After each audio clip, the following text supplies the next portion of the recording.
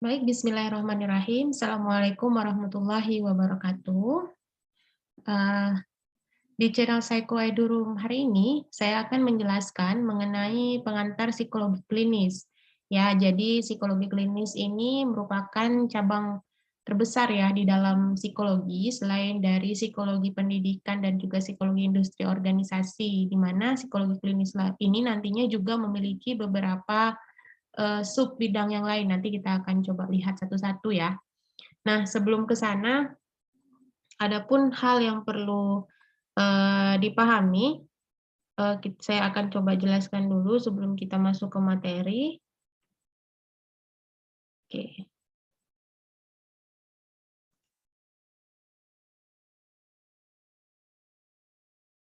Bentar ya. Oke, ini dia.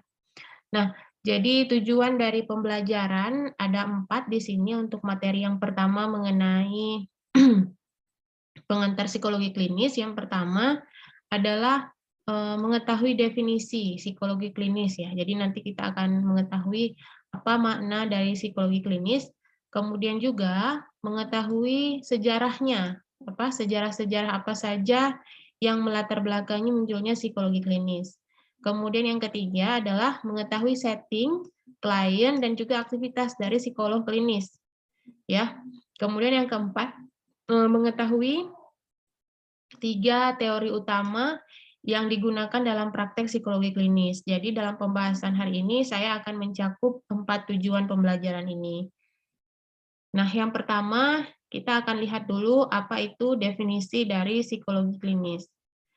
Nah, psikologi klinis ini hampir mirip dengan psikiatri, cuma kalau psikologi klinis ini memang perbedaannya adalah kalau psikolog klinis ini dia latar belakang pendidikannya adalah psikologi S1-nya, sedangkan psikiatri itu berlatar belakang medis atau kedokteran ya. Jadi kalau psikiatri ini S1-nya adalah kedokteran, kemudian mengambil spesialis yaitu SPKJ atau spesialis kedokteran jiwa.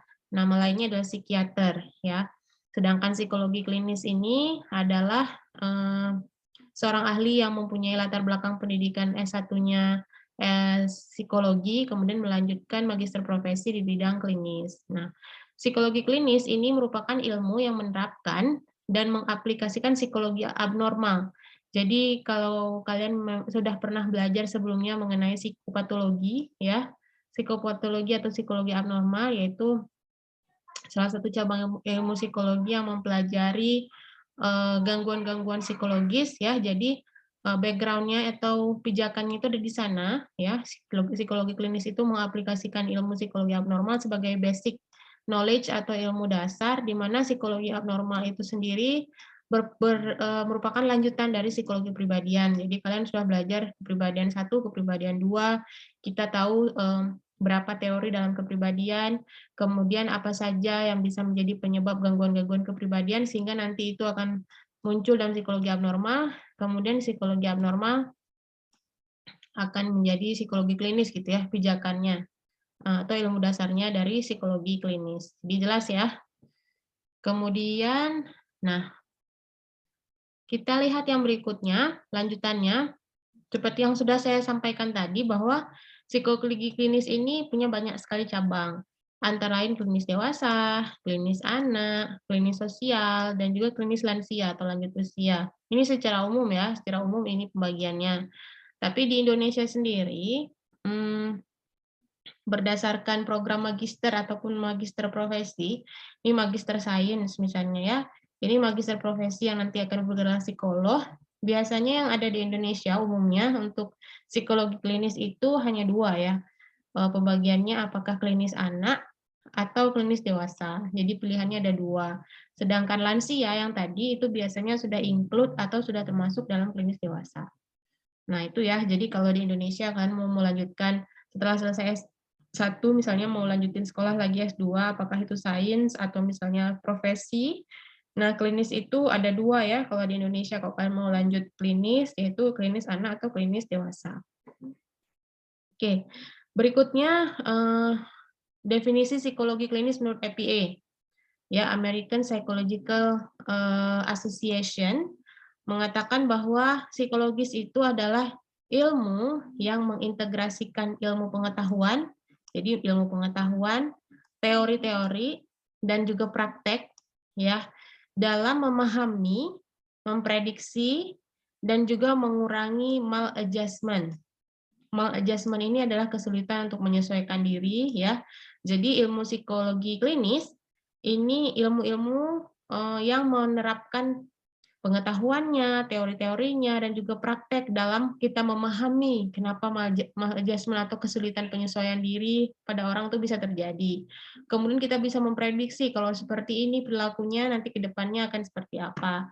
Nah, jika itu memang menjadi sebuah gangguan, bagaimana cara menguranginya? Jadi ada ada pendekatan atau ada intervensi yang dilakukan untuk mengurangi maladjustment itu disabilitas, ya, disabilitas sebuah gangguan, masalah, ya, dan rasa nggak nyaman, ya, rasa tidak nyaman. Kemudian akhirnya bisa meningkatkan kemampuan seseorang dalam menyesuaikan diri atau beradaptasi, bisa meningkatkan penyesuaian manusia dan juga perkembangan pribadi manusia. Jadi psikologi klinis ini seperti ilmu terapan, ya, applied knowledge, di mana dia memang tujuannya yaitu untuk kesejahteraan manusia gitu. Karena tujuan akhir dari ilmu ini adalah bagaimana kemudian ilmu yang ada, teori-teori yang ada bisa dipraktekkan untuk membantu manusia itu bisa meningkat kemampuan dirinya, bisa meningkat potensinya, bisa meningkat kemampuan dia menyesuaikan diri sehingga menjadi manusia yang seutuhnya. Nah, fokusnya apa? Nah, fokusnya ini intelektual, apakah yang menjadi sasarannya adalah intelektual atau kognisi, kemudian juga masalah emosi misalnya, kemudian faktor biologis, ya, ada misalnya kayak gangguan makan, kemudian fokusnya pada psikologi, sosial, maupun aspek perilaku dari manusia seumur hidupnya. Jadi targetnya itu nggak hanya orang dewasa, tapi juga anak-anak, ya. Seperti yang sudah kita ketahui bahwa psikologi itu nggak hanya klinis, psikologi klinis anak, tapi juga ada klinis dewasa gitu. Jadi targetnya itu segala usia, seumur hidup, dan semua jenis budaya, nggak mengklasifikasikan, oh budaya ini enggak, budaya itu enggak. Jadi semua budaya dan semua tingkat sosial ekonomi. Karena yang namanya manusia di tingkat sosial ekonomi apapun, di budaya apapun, di rentang umur berapapun, pasti mempunyai problem-problem tertentu, ya. Jadi fokusnya itu nggak hanya di satu aspek, tapi di semua aspek. Nah, ini ya, ini seputar pengenalan awal apa itu psikologi klinis. Nah, dari definisi itu, ya, definisi yang saya udah uraikan di depan tadi, nah, jadi kita dapat mengatakan bahwa seorang psikolog klinis, apa aja nih? Yang pertama, dia bekerja untuk memahami mengapa seseorang punya distress. Mengapa seseorang itu punya stres gitu. Stres itu kan dibagi dua, ya. Ada distress dan ada eustress. Kalau eustress itu adalah jenis stres yang membuat kita berperilaku positif. Misalnya mau ujian, kemudian kita stres kan, tapi stres itu kemudian memotivasi kita untuk belajar. Sedangkan distress ini adalah stres yang memicu kita justru menjadi semakin mengalami maladaptif gitu, misalnya depresi dan lain sebagainya. Nah, kenapa seseorang bisa mengalami distress ini? Kemudian bekerja untuk mengurangi distress ini. Jadi seorang psikolog klinis ini nih tanggung jawab atau tugasnya, dia memahami kenapa sih orang bisa mengalami distress, kemudian apa sih yang bisa dilakukan untuk mengurangi distress tersebut. Oke. Nah, berikutnya yang kedua adalah bekerja untuk mencegah terjadinya gangguan atau distress psikologi. Kan tadi kita sudah bisa memprediksi, ya, kalau misalnya salah satu kan definisi dari psikologi klinis juga tadi bisa memprediksi dan mengurangi gitu. Jadi kalau misalnya kita udah paham teorinya, udah paham, udah punya pengetahuan gitu, kalau misalnya seorang anak diperlakukan seperti ini, nanti ketika dewasa dia akan mengalami hal demikian gitu, ya, hal tertentu. Nah, ini karena kita udah tahu, jadi kita bisa mencegah sedini mungkin, itu preventif, ya, supaya itu tidak bertambah parah atau tidak berlanjut di usia dewasa sehingga dia mengalami masalah perkembangan misalnya. Kemudian yang ketiga adalah mempromosikan kesejahteraan psikologis. Jadi dengan kita mengetahui bahwa stres itu bisa mengganggu kestabilan kesehatan mental seseorang, akhirnya kita mempromosikan atau mengedukasi orang bahwa kesehatan atau kesejahteraan psikologis itu penting gitu, supaya kita bisa melangsungkan kehidupan dengan maksimal gitu ya. Kemudian juga promosi tentang perkembangan dan juga pertumbuhan ini ada kaitannya dengan psikologi perkembangan ya. Jadi di setiap fase kehidupan itu kan punya tugas-tugas perkembangan tersendiri, beda-beda antara usia anak-anak, usia remaja, usia dewasa. Nah, ketika tugas perkembangan tidak bisa dilalui, bisa saja terjadi masalah atau gangguan gitu. Nah, dengan mengetahui hal tersebut, kita bisa mempromosikan atau bisa memberitahu atau mengedukasi orang lain bahwa setiap fase perkembangan itu memiliki tanggung jawabnya sehingga itu perlu dilewati. Nah, ketika itu perlu dilewati, apa saja yang bisa kita lakukan untuk mendukung supaya perkembangan itu bisa berjalan dengan maksimal. Nah, seperti itu ya. Jadi, ini adalah hal-hal yang bisa dilakukan oleh psikolog klinis. Nah, bagaimana kemudian ketika kita berbicara setting, siapa klien, dan juga aktivitas profesional dari seorang psikolog klinis? Nah, yang pertama settingnya atau tempatnya. Dia bisa membuka praktek mandiri, praktek swasta ya, buka klinik sendiri, atau buka biro sendiri, ya, di mana di situ dia melayani ya masalah-masalah atau problem-problem psikologis gitu. Jadi dia punya klinik sendiri, atau juga dia bisa bekerja di rumah sakit umum, ya, atau di rumah sakit jiwa, atau juga bisa di klinik bersama. Di klinik bersama ini maksudnya kalau tadi klinik swasta atau praktik swasta itu dia sendiri, mandiri, memang punya dia sendiri. Kalau klinik bersama ini biasanya bergabung dengan beberapa ahli kesehatan yang lain, misalnya dokter, ya, atau terapis, kemudian ada psikolog klinis di situ ya, jadi praktek bersama. Kemudian juga bisa di lembaga pemasyarakatan ya, ini bisa psikolog klinis itu bisa menjadi saksi ahli di pengadilan ya. Misalnya ada kasus pelecehan seksual, bagaimana pandangan ahli khususnya dari psikolog klinis misalnya, itu juga bisa.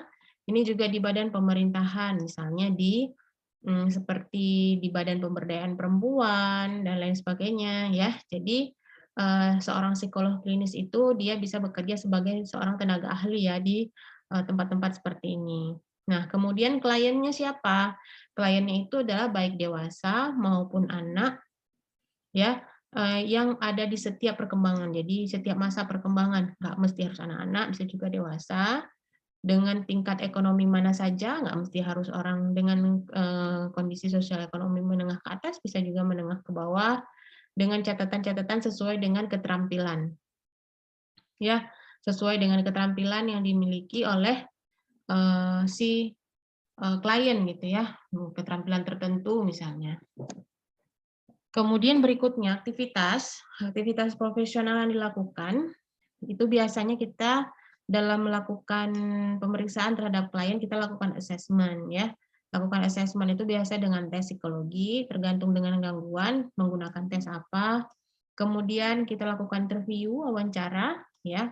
Kemudian observasi, ini sudah pasti ya, ini 3 alat utama yang menjadi andalan seorang psikolog klinis dalam menangani kasus. Kemudian jika perlu intervensi lanjutan, maka akan ada psikoterapi. Ya, dalam wawancara ini mungkin nanti akan terjadi konseling juga, ya.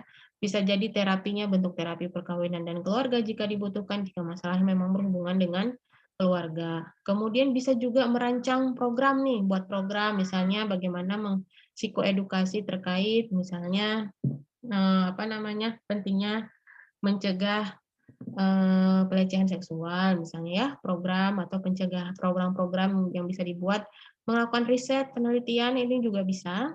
Kemudian juga bisa mengembangkan alat-alat tes psikologi gitu ya.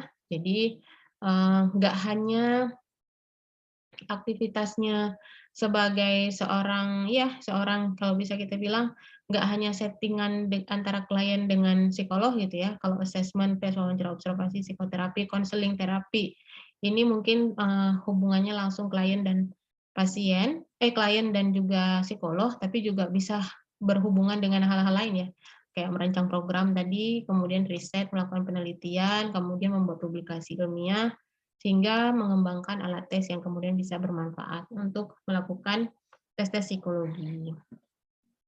Nah, ini ya, pertanyaan pertama yang perlu kalian jawab terkait dengan materi yang sudah saya bahas tadi adalah, nah, sebutkan apa saja yang menjadi tugas dari psikolog klinis.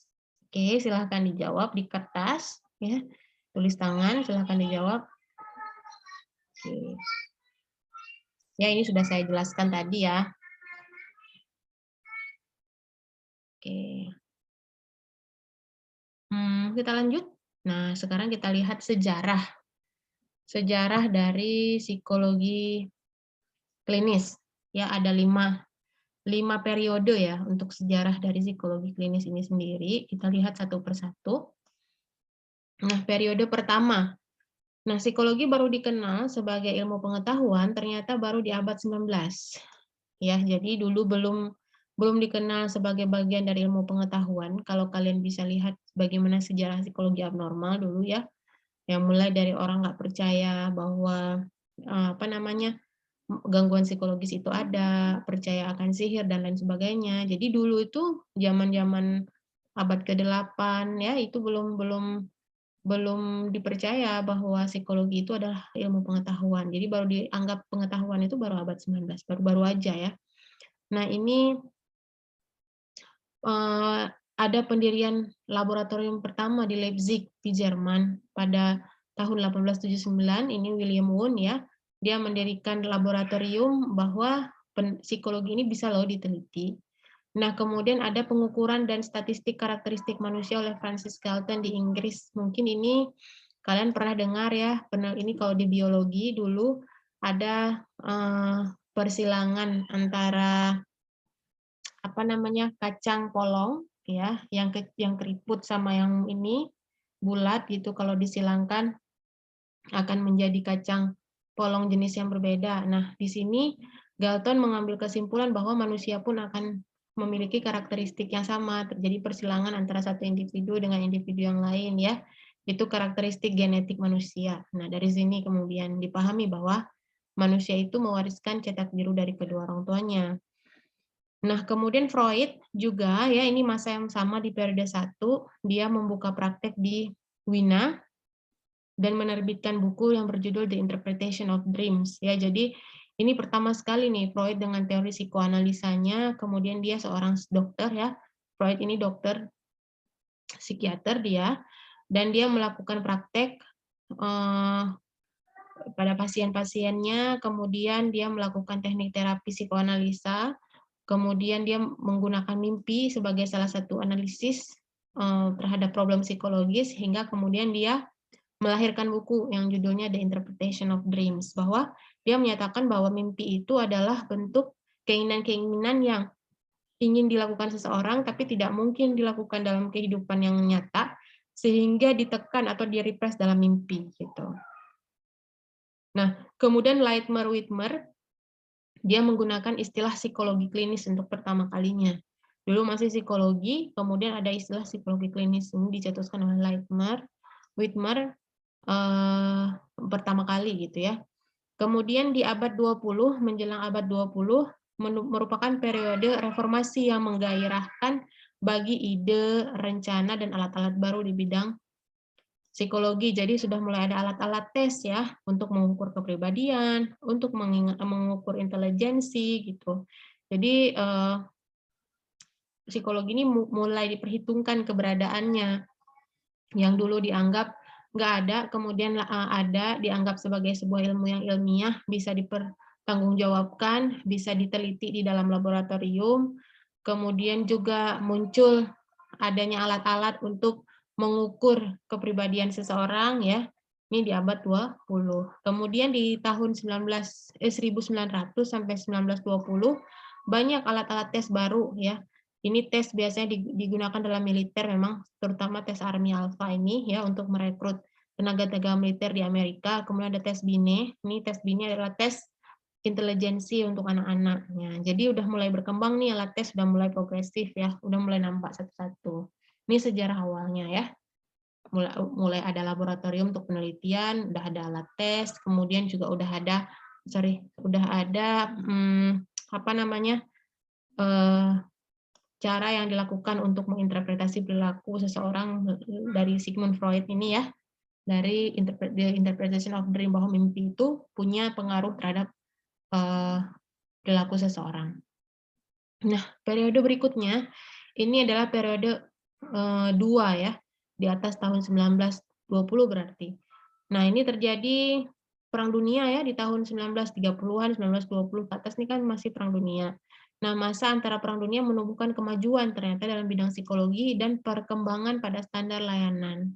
Nah, pada masa praktek lebih fokus pada masalah anak dan pengembangan teori pada orang dewasa. Ini udah mulai terspesifikasi nih, ada masalah fokus pada masalah pada anak, kemudian juga ada masalah-masalah pada orang dewasa. Jadi udah mulai ada standar layanan yang apa namanya yang baku nih untuk masalah-masalah yang dialami oleh manusia gitu. Nah, selama dan setelah Perang Dunia Kedua, psikologi di Amerika sangat terlibat dalam pekerjaan rumah sakit bersama veteran militer. Yang tadi saya bilang ya. Jadi ilmu psikologi ini dalam Perang Dunia kan terjadi perang, banyak sekali butuh tenaga militer. Jadi tes psikologi ini digunakan untuk menseleksi apa namanya militer, petugas-petugas militer, apakah dia layak untuk menjadi tentara atau tidak ya. Jadi tes psikologi ini kemudian dimanfaatkan untuk mengetes mereka. Jadi itulah kenapa kemudian semakin berkembang. Nah, tahun 1930 mereka mulai menyediakan layanan konseling di kampus. Jadi udah mulai ada kampus-kampus yang menginkludkan layanan kesehatan mental atau layanan psikologi di kampus ya, terutama konseling. Kemudian menggunakan berbagai teknik asesmen lain. Kalau tadi ya tes BINE, di sini udah ada tes kepribadian. Kalau BINE kan tes intelijensi ya, ini udah mulai tes kepribadian nih, kayak MMPI, kemudian tes TAT, SPIB ya. MMPI ini Minnesota Multiplexic Personality Inventory, TAT Thematic Perception Test ya. Ini tes kepribadian. Nanti kalau kalian belajar apa namanya assessment, mungkin ini akan diajarkan ya, tes-tes ini apa saja, bagaimana tekniknya. Kalau TAT ini ada alatnya di lab. Oke, ini mengungkap kepribadian. Nah, kemudian periode ketiga. Nah, setelah nih 2 dekade, jadi 2 sampai 3 dekade setelah Perang Dunia. 20 sampai 30 tahun ya setelah Perang Dunia Kedua. Kalau tadi periode kedua itu terjadi di semasa Perang Dunia, kalau ini setelah Perang Dunia, psikolog klinis menjadi profesi yang mandiri. Jadi ada profesi khusus dia ya, psikolog klinis. Kemudian udah ada standar, udah ada DSM ya, Diagnostic and Statistic Manual of Mental Disorder. Kemudian ada di negara lain disebutnya, ini di Amerika ya, DSM ini di Amerika, dulu masih edisi 1, sekarang udah ada yang 5. Di negara lain ada yang disebut dengan International Classification of Disorder, kalau di Indonesia ada PPDGC ya. Jadi udah mulai ada manual booknya nih untuk mengklasifikasikan seseorang masuk gangguan ini, kriterianya apa aja, sehingga kemudian diagnosa ditegakkan gitu ya. Terlihat ya progresif sekali perkembangannya. Kalau dulu di periode 1 baru ada lab, kemudian juga baru ditemukan teknik-teknik untuk pengobatan manusia seperti menggunakan analisis mimpi, kemudian juga ya tadi di yang pertama ada alat tes, sudah mulai ada alat tes sederhana, alat tes intelijensi. Kemudian di periode kedua udah mulai meningkat, tes psikologi mulai dipakai untuk merekrut tentara untuk perang, militer ya. Kemudian udah fokus pada perkembangan dewasa, anak. Kemudian udah mulai ada tes kepribadian dipakai untuk merekrut merekrut tenaga militer di periode kedua, di periode ketiga setelah Perang Dunia. Jadi profesi mandiri, udah mulai ada buku manual khusus untuk menegakkan diagnosa gangguan. Kemudian di tahun 1950 sampai 1960, di sini psikoterapi menjadi kegiatan yang amat penting dan lebih menarik ketimbang asesmen. Jadi asesmen itu kan pengukuran ya, kita mengetes mengetes ini kepribadiannya kayak apa, kemudian intelijensinya gimana, itu assessment namanya, kita mengassess, mengukur. Tapi ternyata di tahun 1950 sampai 1960 ini lebih fokus pada psikoterapi, penanganan, ya, memberikan terapi pada klien atau individu yang mengalami gangguan. Kelihatan ya, dulu fokus assessment, seperti tes Binet, intelijensi, kemudian ada tes TAT di periode kedua, kemudian perubahan dalam pola latihan, pendidikan, dan standar etik bagi psikolog klinis ya, karena udah jelas nih punya manual book sendiri, kemudian juga udah menjadi profesi yang mandiri, jadi mereka punya standar etik sendiri, jadi udah mandiri, nggak lagi bergantung sama ilmu pengetahuan lain ya. Jadi udah lebih jelas tuh, udah lebih apa namanya, kuat gitu ya perkembangannya. Makanya di periode 3 ini disebut juga dengan pertumbuhan yang pesat. Nah, periode keempat ini katanya periode yang campur aduk ya. Di sini dikatakan bahwa muncul kebutuhan akan kesehatan mental orang Amerika dan menjadikannya sebagai masalah nasional. Kemudian peluang meluas bagi psikolog klinis dan pekerja kesehatan mental lainnya. Jadi kesehatan mental ini dijadikan sebuah isu yang menjadi masalah nasional kemudian di Amerika, sehingga karena sudah dijadikan sebuah isu nasional, akhirnya peluang untuk psikolog klinis dan pekerja kesehatan mental lain jadi ikut apa namanya, berkembang nih, jadi ikut naik juga gitu. Nah, kemudian ternyata psikolog itu mereka nggak hanya nargetin lagi untuk individu. Kalau tadi kan penanganannya individu ya, apakah anak-anak atau dewasa. Jadi merasa bahwa kita nih intervensi nggak hanya individu ke individu, tapi butuh intervensi yang lebih luas, masyarakat. Sehingga kemudian muncul yang namanya psikologi komunitas. Jadi penanganan masyarakat berbasis komunitas ya, kelompok-kelompok gitu, agar pelaksanaan intervensi yang diberikan itu bisa lebih masif. Kemudian tahun 1970, psikologi klinis diakui perusahaan asuransi kesehatan sebagai penyedia kesehatan independen. Nah, ini udah mulai lebih mandiri lagi ya.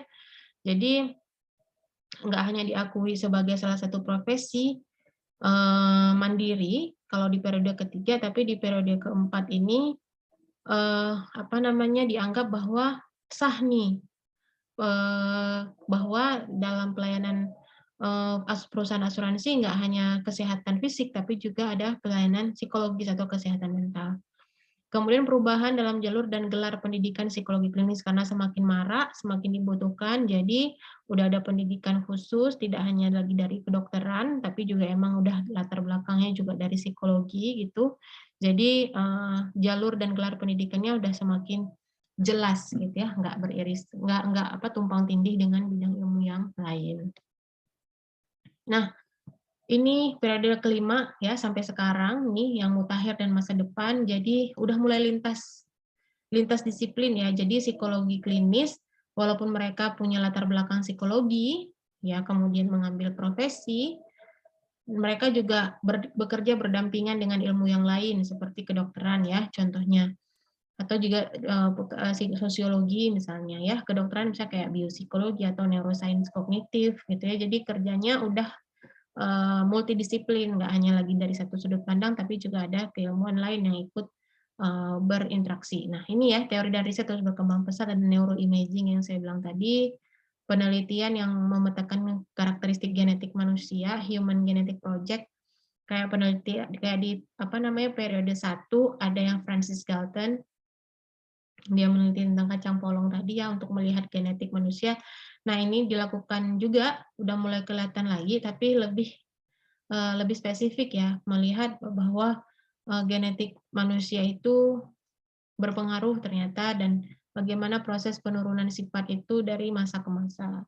Kemudian juga alat tesnya sudah mulai karena kemajuan teknologi, jadi tes itu nggak hanya lagi paper, nggak hanya lagi menggunakan pensil dan kertas, pensil and paper test, tapi juga sudah berbasis komputer, kemudian juga sudah berbasis internet, ya telehealth. Jadi udah menggunakan online semuanya karena apa namanya, ketersediaan teknologi nirkabel itu sudah mulai berkembang gitu. Ini ya, jadi ada 5 periode perkembangan psikologi klinis, periode 1 sampai periode kelima. Oke, kita masuk ke pertanyaan kedua. Jelaskan sejarah dari psikologi klinis sesuai pemahaman Anda. Jadi silahkan dijawab pertanyaan ini berdasarkan apa yang sudah saya jelaskan tadi ya, perkembangan atau sejarah dari perkembangan psikologi klinis. Silahkan gunakan bahasa sendiri sesuai dengan yang kalian pahami. Baik, kita lanjutkan lagi. Ya, silakan dijawab di kertas ya. Nah, ini sedikit lagi ya. Sedikit lagi, kemudian ini adalah atribut-atribut yang perlu dimiliki oleh seorang psikolog klinis. Ada atribut dirinya, kemudian atribut dari pendidikannya, jadi nggak sembarangan ya di menempuh pendidikan, kemudian juga persyaratan etik. Yang pertama atribut diri, dia mempunyai kepribadian-kepribadian tertentu seperti menggunakan pengetahuan dan penelitian untuk assessment. Jadi pengetahuan yang dia miliki, penelitian-penelitian yang dia lakukan itu gunanya adalah untuk mengakses atau melakukan pengukuran terhadap manusia. Ya, jadi dia harus manfaatkan untuk itu gitu. Kemudian harus punya sifat empati, punya integritas, stabil secara emosi. Jadi nggak boleh meledak-ledak juga, jangan pasien lagi curhat terus kita juga ikutan marah misalnya, enggak gitu ya. Jadi harus stabil secara emosi, kemudian juga jujur apa adanya. Itu ya, jadi atribut diri yang perlu dimiliki oleh seorang psikolog klinis. Kemudian dari segi pendidikan, nah dia punya pendidikan-pendidikan khusus yang harus dilewati, ya S2, S3, ya sekolah lanjutan pasca sarjana di bidang psikologi klinis, kemudian pernah punya pengalaman, baik itu berupa praktikum maupun magang klinis di rumah sakit jiwa atau di perusahaan-perusahaan tertentu, punya kompetensi sehingga bisa dikatakan dia seorang psikolog klinis, misalnya ada ujian komprehensif, ya, menyatakan bahwa dia sah atau lulus sebagai seorang psikolog, misalnya. Kemudian ada license, ada lisensi, dia kemudian disebut sebagai seorang psikolog dan ada izin prakteknya, jadi nggak sembarangan ya, nggak bisa buka klinik sembarangan, jadi harus melewati persyaratan-persyaratan ini gitu. Kemudian secara kode etik, jadi persyaratan etiknya adalah dia memahami kode etik dan juga harus mematuhi kode etik serta undang-undang yang berlaku. Jadi ada hal-hal yang memang harus dipahami oleh seorang psikolog klinis, dia tidak boleh melewati batas-batas tertentu, dia harus menjaga kerahasiaan klien, tidak boleh tidak boleh membuka di hadapan halayak umum kalau misalnya nggak ada izin dari klien dan lain sebagainya. Jadi ini harus dipatuhi oleh seorang psikolog klinis karena itu berhubungan dengan kerahasiaan atau confidentiality. Ya, jadi ini hal-hal yang perlu dimiliki atau atribut dari seorang psikolog klinis. Nah, kemudian teori nih, teori apa aja sih yang biasanya dipakai oleh seorang psikolog klinis ketika menjalankan tugasnya? Banyak ya, ini saya jelaskan hanya garis besarnya dulu, tapi nanti akan kita lihat secara rinci di bab-bab atau di pertemuan berikutnya. Yang paling umum ini 3 pendekatan utama dalam psikologi, ada psikodinamika, ada behavioral kognitif, ada humanistik ya. Kalau psikodinamika, tokoh yang paling terkenal adalah Sigmund Freud, ada yang lain Carl Jung, ada Erik Erikson ya. Fokusnya pada keinginan tak sadar, ada impuls seksual, kalau teori Freud psikoseksual, kemudian fokus impuls tak sadar dan trauma masa kanak-kanak dan pertahanan ego. Ini kayaknya udah pernah dipelajari ya di psikologi perkembangan. Jadi ini fokus dari teorinya psikodinamika dari Freud. Kemudian kalau behavioral kognitif dari Skinner nih, ada juga Pavlov misalnya ya. Fokusnya pada perilaku yang observable atau perilaku yang dapat diobservasi yang bisa dilihat ya, belajar misalnya. Kemudian meyakinkan adanya hubungan antara stimulus dan respon, bagaimana stimulus begitulah direspon. Kemudian adanya keyakinan-keyakinan irasional yang bisa mempengaruhi perilaku-perilaku abnormal. Misalnya kayak perilaku OCD, obsessive compulsive disorder misalnya, dia punya keyakinan bahwa kalau misalnya itu belum dilakukan, itu ada yang mengganjal misalnya, sehingga akhirnya dia mengakibatkan perilaku yang abnormal. Contoh kayak mencuci tangan berulang-ulang. Ada keyakinan bahwa kalau tangannya belum dicuci yang bersih berulang-ulang berarti tangannya masih kotor, sehingga muncullah keyakinan yang irasional mewujudkan perilaku yang abnormal. Perilaku abnormalnya apa jadinya? Obsessive compulsive disorder. Kemudian pendekatan humanistik, Rogers ya, Di sini setiap orang punya potensi untuk tumbuh secara psikologis ke taraf kehidupan yang lebih tinggi. Jadi ini sangat humanistik ya, motivasi salah satunya gitu. Jadi menekankan bahwa walaupun manusia itu di masa lalu pernah punya pengalaman traumatis, pernah punya pengalaman yang tidak menyenangkan, tapi dia juga punya potensi untuk tumbuh menjadi individu yang positif, individu yang lebih baik ke depannya karena manusia itu punya kemampuan untuk belajar dari pengalaman. Jadi kita bisa mengubah segala sesuatu yang tidak menyenangkan menjadi menyenangkan sesuai dengan seberapa besar kita belajar dari pengalaman masa lalu yang pernah kita lewati, gitu ya. Ini secara umum nanti detailnya kita akan bahas khusus di pertemuan selanjutnya. Baik, ini pertanyaan yang terakhir. Nah, ini baru aja saya jelasin ya, teori apa aja sih yang digunakan dalam praktek psikologi klinis ya, bisa dijawab. Silakan menggunakan tulisan tangan dan tulis di kertas.